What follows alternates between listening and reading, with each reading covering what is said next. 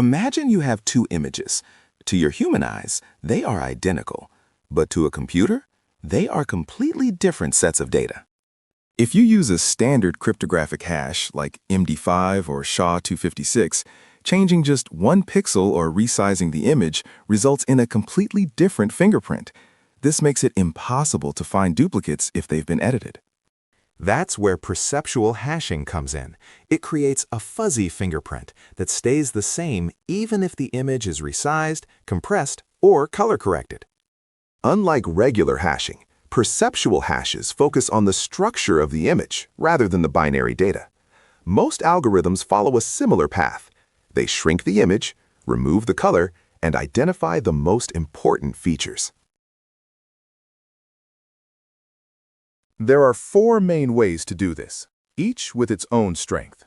We start with the simplest one, average hash, also known as aHash.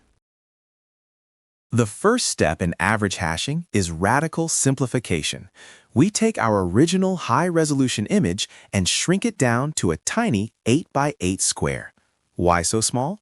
Because we want to strip away the high-frequency noise, things like fur texture or fine details, and focus only on the structural skeleton of the image.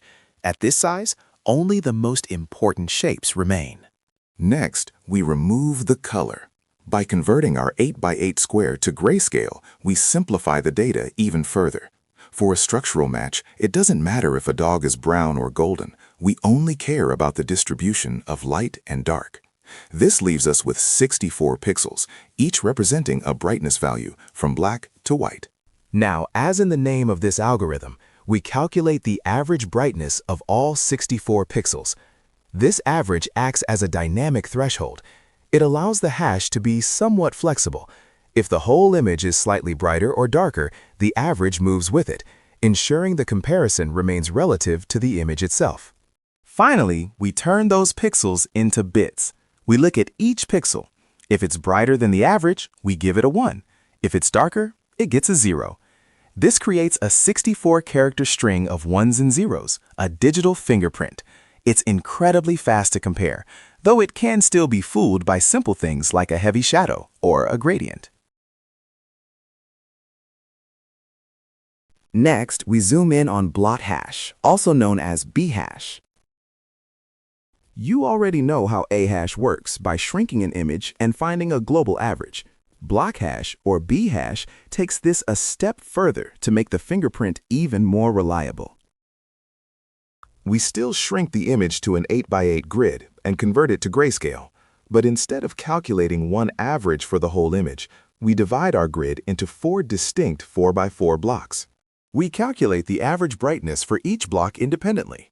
Now we compare each pixel only to the average of its own neighborhood.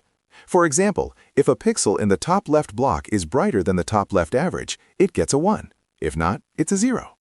By looking at local blocks rather than the whole image, bHash isn't fooled by uneven lighting or shadows.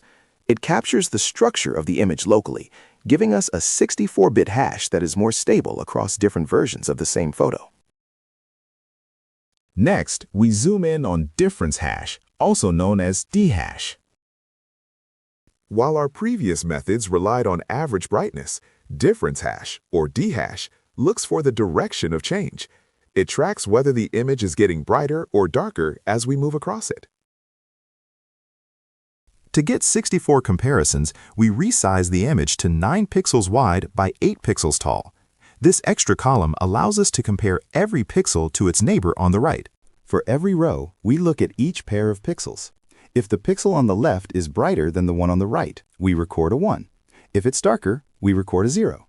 We are essentially mapping the texture of the image. Because dHash only cares about the relative difference between neighbors, it is incredibly robust. You can change the brightness, gamma, or even invert the colors of a photo, and the resulting digital fingerprint remains nearly identical. However, dHash isn't perfect. Because it relies on a strict side-by-side comparison, it is sensitive to structural changes. If you stretch the image horizontally or rotate it even slightly, the neighbor relationships break and the hash can change significantly. Finally, we zoom in on perceptual hash, also known as pHash. While aHash, bHash, and dHash look at pixels directly, pHash, or Perceptual Hash, looks at frequencies. It's less like looking at a photo and more like analyzing the signature of the image's structure. We start by shrinking the image to a 32 by 32 grid and converting it to grayscale. But then, we apply a mathematical process called the discrete cosine transform. This breaks the image down into a collection of frequencies. In a DCT, the most important structural information, the low frequencies, clusters in the top left corner. We ignore the high-frequency details, which are usually just noise or fine textures, and keep only the top 8 by 8 part of the DCT matrix. Finally, we calculate the median of these 64 frequency values. For every value, if it's above the median, it's a 1. If not, it's a 0.